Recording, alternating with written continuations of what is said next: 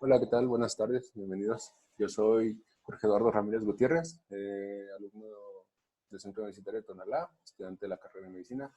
En este caso, me tocó hablar de lo que es el trastorno antisocial de la personalidad, dentro del cual sabemos se encuentra dentro del clutch A, B y C de los trastornos de la personalidad, más específicamente en el clutch B de lo que es el DSM-5 de 2014, ¿verdad? Vamos a ver qué es este trastorno, cómo se relaciona, cómo se define, cuál es su etiología, ¿sí? Métodos diagnósticos psiquiátricos del mismo y tipos de tratamientos, ¿verdad? Y pues bueno, comenzando con qué es. Bueno, este se define como un patrón dominante de inatención o vulnerabilidad de los derechos de los demás. Este es característico de las personas o de los adolescentes, ya que llega a expresarse entre los 12 a los 18 años de edad, cuando mínimo, ¿verdad? De la misma manera se define como un trastorno que hace que el individuo se comporte de manera agresiva o que lleve a cabo una vida o carrera delictiva después de lo que son los 18 años, 20 años, cuando esto ya está más definido, más concretado. Pero sus principales expresiones empiezan de eso de los 15, 12 años, ¿verdad? Entre otra terminología se describe como la traición por placer, ¿verdad? Como una relación a una terminología antigua también se describe por distintos filósofos como la corrupción del hombre, la corrupción que provoca el mundo ante la necesidad de un bienestar propio del hombre, ¿verdad? Lo cual lo provoca llevar una vida delictiva, descrito así por una gran cantidad de filósofos, entre ellos Sócrates y Aristóteles. Bueno, la epidemiología de este trastorno en México, ¿verdad? Está relacionada a un 10% de los hombres, mientras que en las mujeres solo en un 2.3% de la población general, ¿verdad? Esta inicia en la adolescencia, como ya se había explicado, y de la misma manera se detecta que en la adolescencia es cuando se detecta que una persona puede llevar a cabo, puede desarrollar este trastorno, ya que empieza a expresar ciertas características como es el desinterés, la desobligación, eh, incluso puede notar algunos rasgos de narcisismo o algún tipo de personalidad limítrofe relacionada a este mismo, ¿verdad? Lo cual nos va a decir que va a ser un antecedente para que la persona o el paciente desarrolle el trastorno antisocial de personalidad, ¿verdad? Se asocia más al sexo masculino, como ya lo hemos visto por la epidemiología mexicana, ¿verdad? Desde los 12 años de edad hasta los 18 años como mínimo, y también se asocia al uso y abuso de sustancias nocivas, entre estas el inicio de una carrera en el abuso de estupefacientes, como lo es en México, lamentablemente. Muchas personas inician su vida o su carrera delictiva a una edad muy temprana, como se sabe, pues tenemos índices muy altos en la población, tanto de pobreza como de delitos, ¿verdad? Lo cual nos va a decir que incluso muchas de estas personas buscan una salida por medio del uso de sustancias nocivas, como lo es el alcohol, consumo de drogas como la cocaína, marihuana, excesivo, lo cual hace a estas personas estar fuera de la noción y que no sepan tal cual pues, el mundo en el que viven. Esto nos dice que estas personas están buscando una salida de su medio, que puede ser un medio agresivo o que puede ser un medio el cual para el que ellos no creen estar capacitados. Entonces, estas personas lo ven más como una salida que como algo que los va a llevar a hacer un mal en un futuro. Sin embargo, como las recaídas, la necesidad de estar consumiendo más estas sustancias, ¿verdad? La pérdida de la noción o no saber qué está bien y qué está mal también por no por no tener alguna autoridad o alguna imagen paterna, pues eso hace que estas personas tiendan a llevarse hacia otro lado de la balanza, lo cual los lleva pues a una actitud fuera de la aceptada socialmente, ¿verdad? Eh, en la etología se dice que se considera que el niño genéticamente se relaciona tanto por herencia, genéticamente como ya lo habíamos dicho, como por la vida infantil, pero este también se va a definir mayormente en la infancia del niño. ¿Cómo se define la infancia del niño? Bueno, genéticamente el niño es prevalente también tanto por tanto por el padre como por la madre, puede haberlo heredado simplemente, o pudo haber sufrido algún tipo de abuso infantil, como lo es el maltrato, familias disfuncionales, familias agresivas, y bueno, incluso también se relaciona el daño de los lóbulos tanto frontal como temporal, que son los de la percepción y, pues, claro, los del entendimiento, como quien dice, y se relaciona a un traumatismo físico. Se relaciona a un traumatismo físico puesto que estos niños pues, viven en un ambiente agresivo y han sido abusados o inclusivamente ellos mismos han tenido un accidente el cual les ha provocado un traumatismo muy fuerte y ha afectado a esas zonas del cráneo específicamente. Eh, También se relaciona al proceso de interpretación del cerebro, ¿verdad? Como ya lo habíamos dicho, que también está localizado en lo que son lóbulos temporal frontal, ¿verdad? Y en una relación que tenemos aquí recreada, se expresa cómo está la alteración, cómo se puede relacionar la alteración y cómo se tiene que ir descargando en una entrevista psiquiátrica y cómo tiene que ser el proceso. Primeramente, preguntando o asociando alguna alteración infantil, ¿verdad? En el estilo de vida, a alguna disfunción del desarrollo cerebral, ya sea con una serie de test, ¿verdad? O si directamente al no detectarse o negarse alguna de las anteriores, ¿verdad? Podemos irnos a lo genético, claro. Y bueno, tenemos factores de riesgo también que nos van a decir si esta persona es tal cual, este, puede, bueno, que esta persona puede sufrir pues, de este trastorno de personalidad, ¿verdad? Y estos factores de riesgo están como diagnóstico del trastorno de la conducta infantil. Como ya lo hemos explicado, todo esto va a depender de la genética, del factor genético o del desarrollo infantil que llevó este niño por el abuso, por los golpes, por maltrato, algún traumatismo, etcétera, ¿verdad? Antecedentes familiares de trastorno de personalidad disocial u otros trastornos de la personalidad, trastorno de la salud mental. Inclusamente, el niño puede ser relacionado al trastorno de personalidad si alguno de los padres ha sufrido de algún tipo de trastorno de la personalidad. Como ya lo sabemos, estos se expresan en el Glitch ABC, ¿verdad? Dentro del trastorno de la personalidad del DSM-5, por así decirlo, es el narcisismo, limítrofe, bipolar, etcétera, etcétera, ¿verdad?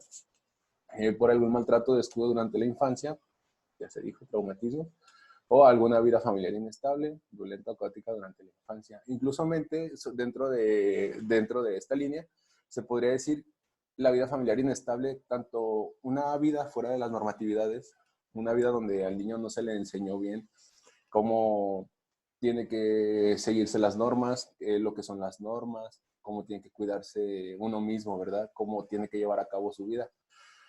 Y de la misma manera, en este punto se critica cuando el niño se descarrila, por así decirlo, y, y es cuando entra lo que es el abuso de sustancias estupefacientes, ¿verdad? También es un factor de riesgo para llevar a cabo, desarrollar ese trastorno de la personalidad.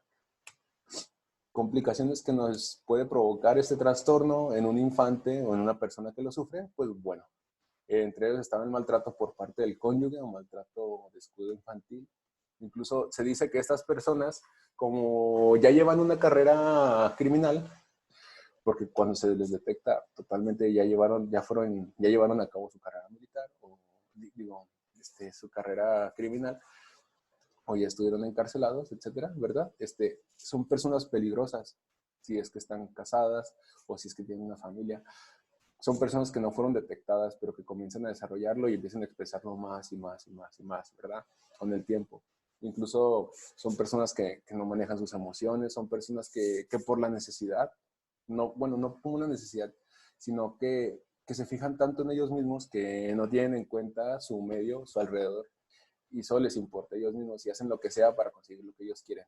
Y entonces, cuando alguien se los niega, lamentablemente en este caso un cónyuge o un hijo o algo así, pueden llegar a ser muy impulsivos, agresivos, y esto los lleva a describir en la filosofía tanto como asesinos como ladrones y ladrones, ¿verdad? Entonces, las personas son muy peligrosas para sus familias, incluso para los padres, personas con las que ellos se relacionen y personas a las que, claro, llegan a engañar, ¿verdad? Sin embargo, es muy característico de ellos que ellos no planean, ¿verdad? Ellos simplemente llevan a cabo esas cosas, pero pues piensan en todos los pros y contras, pero los ignoran, simplemente los ignoran porque ellos quieren lograr lo que quieren lograr a cualquier costa, ¿verdad? Tienen problemas con el consumo de alcohol o sustancias, ya lo habíamos dicho, incluso ya llegando al punto en el que empiezan a expresar el trastorno de la personalidad, estas personas pueden comenzar en ese momento con el abuso y consumo de sustancias, ya que estas personas incluso se sienten muy cerradas o sienten que nadie las comprende, y como sienten que nadie las comprende y estas personas quieren hacer lo que ellos quieran, pero creen que todas las personas ven mal, que sí está mal lo que ellos llegan a hacer, lo que ellos hacen, pues empiezan a caer, ¿no? En las sustancias, en algún relajante, en algo que los relaje, los estimule, ¿verdad? Bueno, otras complicaciones es una vida carcelaria, totalmente, ¿verdad? Un centro penitenciario, eso ya se explicó anteriormente, pero sí, estas personas no pueden ser diagnosticadas anteriormente. Estas personas tienen que, no es de ley que hayan llevado a cabo un delito, no es de ley, pero para que como tal sea el trastorno, o se diga que fue un trastorno, este, estas personas no se detectan hasta ese momento porque de otra manera no aceptan su trastorno, ¿verdad? De la personalidad. Estas personas en ningún momento van a aceptar que sufren de este, si están fuera de la cárcel, si viven en sus casas normales, hasta el momento en el que caen, lamentosamente, pues en ese mal, ¿verdad? Tener otros trastornos de la salud mental, como depresión o ansiedad, incluso se relaciona más con la bipolaridad o con la manía, y con un tipo de narcisismo, ya que el narcisismo los hace estar en un estado en el que ellos siempre piensan en ellos, en cómo se ven, en qué es lo que quieren, ¿verdad? En un placer. Uh-huh. Bajo una condición social, económica, pues baja y una falta de vivienda, incluso puede ser gente en estado de calle, o puede ser gente que inducida por un mal camino llegó a estar en un estado de calle y como ya sabemos, hay muchos detonantes para muchas enfermedades psiquiátricas, como lo son los trastornos, obviamente, ¿verdad? Sin embargo, estas personas, la mayoría de las personas que llegan a tener episodios de estas enfermedades son personas que llegaron a su límite, personas que llegaron al límite de abandono, al límite de abuso, al límite de situaciones incómodas para ellos que los hacen expresarlos mucho más. Entonces, en este caso, son personas que llegan a un límite bajo social, a un límite bajo económico, a un bajo límite en el que no tienen nada, ¿verdad? Y empiezan con su carrera delictiva, pues en este caso, ¿verdad? Empiezan a robar, pueden ser asesinos, inclusamente, ¿verdad? Incluso se dice que estos tienden a tener una muerte prematura como resultado de la violencia, ya que estas personas no piensan en su bienestar o en su salud, simplemente piensan en el placer o piensan en lo que ellos quieren, en lo que ellos anhelan y no respetan ninguna normativa, entonces no les importa. Ellos solo piensan en conseguir lo que ellos quieren conseguir a cualquier costo y son agresivos, muy agresivos. Y bueno, ¿cómo podemos diagnosticar lo que es el trastorno antisocial de la personalidad? Pues bueno, esto es muy situacional. Como ya les había dicho, los pacientes con trastorno antisocial de la personalidad tienden a ser pacientes que ignoran su estado mental totalmente, su estado psiquiátrico. Son pacientes que tuvieron una infancia muy dura, pero que algunos puede que hayan logrado sacar adelante su vida sin ningún problema, pero ellos en su mente, en su mundo, eh, ellos quieren conseguir lo que ellos quieren conseguir a cualquier costo. Entonces incluso se llega a conocer que es la persona corrupta también. Es la persona que cree que la ley está por debajo de él también, que cree que las normativas son normativas que aunque él no las incumpla, pues no va a tener ninguna consecuencia, ¿verdad?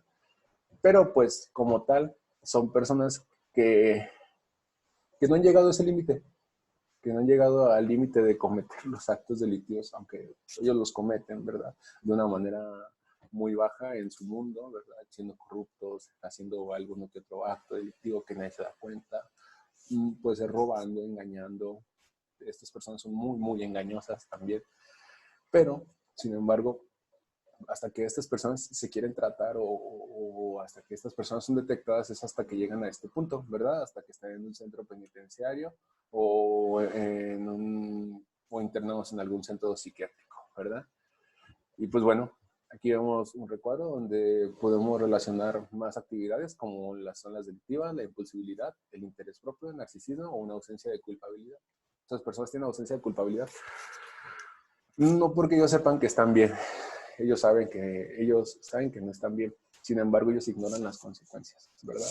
Ellos ignoran las consecuencias y quieren llevar a cabo el acto, quieren llevar a cabo pues lo que ya tienen pensado. Como no lo planean, solo lo tienen pensado y lo llevan a cabo, ¿verdad? Para eso tenemos criterios diagnósticos, los cuales fueron enlistados, y como el primero tenemos el incumplimiento de las normas sociales respecto a los comportamientos legales que se manifiestan por actuaciones repetidas que son motivo de detención. Así es como tal cual empieza una persona con trastorno trastorno antisocial de personalidad. ¿Verdad? Es una persona que, como ya los dijimos, va a ignorar, va a brincar, va a creer que no existen para él, ¿verdad? Es una persona que cree que no va a haber ninguna consecuencia y que no existe esa normativa y que simplemente va a llevar a cabo el acto delictivo, ¿verdad? Es una persona engañosa, ¿verdad? Que está llena de mentiras, que se manifiesta de mentiras. Tiende a ser enredadiza con la gente, tiende a enredarlos, como quien dice, les echa choro para que las personas le crean, ¿verdad? Y esta persona va a llegar a este punto, al engaño, para conseguir lo que él quiere, pero él va a tratar de aprovecharse o siempre se va a aprovechar de la persona con la que esté hablando, a la persona a la que le esté mintiendo. Si le están mintiendo tal cual es para conseguir un provecho, ¿verdad? Son engañosas, ¿verdad? Estas personas son muy impulsivas, ¿verdad? Y fracasan para una planeación con antelación, ¿verdad? Estas personas tienden, pues, a romper cosas, tienden a golpear, incluso están dentro de los índices de maltrato infantil, maltrato de la mujer, ¿verdad? Esos índices los veremos más adelante. Y tienen desinterés en sus errores y los errores que cometen, pues, haber sido muy agresivos, ¿verdad? Tienen su agresividad. ¿Y qué los lleva a ser muy impulsivos? Pues eso nos lleva al punto 4, que son muy irritables, ¿verdad? La irritabilidad y la agresividad es lo que los lleva a, pues, a ser impulsivos y agresivos al mismo tiempo, ¿verdad? Todo esto se expresa en peleas, peleas en la calle, peleas en la familia, ¿verdad? Peleas con los hijos. No les parecen las cosas, si es algo que para él no está bien, si es algo que él no quiere, que él no pensó que iba en la situación en la que iba a estar, si no es algo que él no quiso tal cual, él va a irritarse, ¿verdad? Va a decir que no, que eso no lo quiere, que cómo es eso posible. Finalmente va a comenzar con actividad agresiva y como no tiene control de esta, pues ahí tenemos la impulsividad, tal cual. La persona va a empezar a pelear o por medios físicos se va a querer defender o va a querer agredir, tal cual, ¿verdad?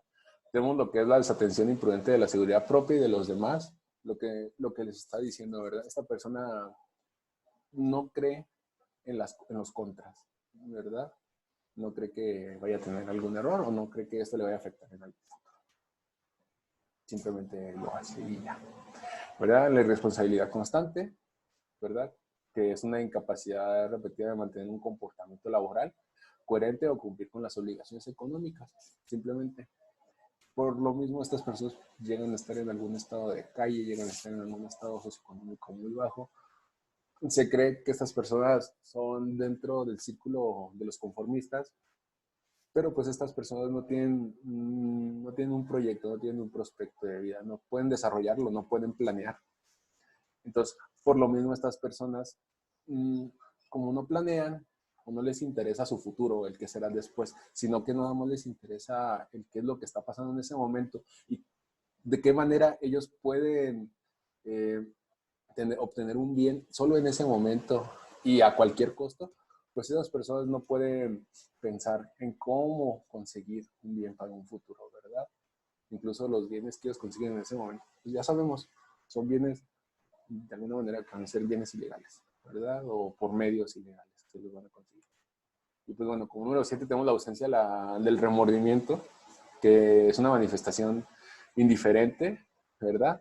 O no racionalizan el hecho de haber herido o maltratado a alguien, incluso el haberle robado a alguien. Ellos totalmente ignoran y si son atrapados van a negarlo y cuando sean encarcelados van a negarlo y todo momento van a negar que ellos le hicieron un mal a alguien. Por más que ellos hayan peleado, por más que ellos hayan golpeado, matado, etcétera, esas personas nunca van a caer en el hecho, ¿verdad?, de lo que hicieron. Y si caen en el hecho, para ellos estuvo bien, porque esas personas no tienen remordimiento, no pueden tener en su conciencia o su conciencia no maneja el remordimiento, ¿verdad? Son conscientes de lo que hacen y llegan a tener noción total de las consecuencias. Incluso eso los hace llevar a cabo la acción con más razón. También algunas personas, para uno de ellos es como un reto también. Es como decir, estaré dispuesto a hacer esto, o sea, pero ellos no se cuestionan, sin embargo, nada más dicen, bueno, voy a hacer esto, igual es un reto para ellos, simplemente llevarlo a cabo y lograrlo, pues, de alguna manera, incluso los hace sentir mejor. Bueno, siguiendo con el tratamiento, pues, vamos a entrar con el que es el tratamiento farmacológico. Lo cual nos dice, tristemente para estas personas, el tratamiento farmacológico no es una opción. No es que no se quiera desarrollar, no es que no se quiera hacer un tratamiento. Obviamente sería tratable, pero estas personas son personas que viven en su mundo. Son personas que cuando se diagnostican son personas que viven en un mundo negado, en una negación total de su enfermedad. Entonces, como ya sabemos en la psiquiatría, para llevar a cabo un tratamiento farmacológico, el paciente tiene que estar consciente de su patología, de su trastorno, tiene que ir a sus citas, ¿verdad? Tiene que ser responsable de tomar su medicamento y tiene que vivir o tiene que estar en un medio controlado en el que sepamos que ese paciente va a tomarlo, va a estar siendo constante en y va a querer mejorar.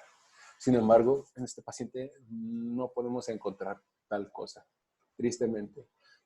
Se recomienda el uso de antipsicóticos, ¿verdad? Atípicos, sin embargo, para la expresión de algunos episodios, porque ya sabemos que estas personas incluso pueden llegar a expresar episodios de manía.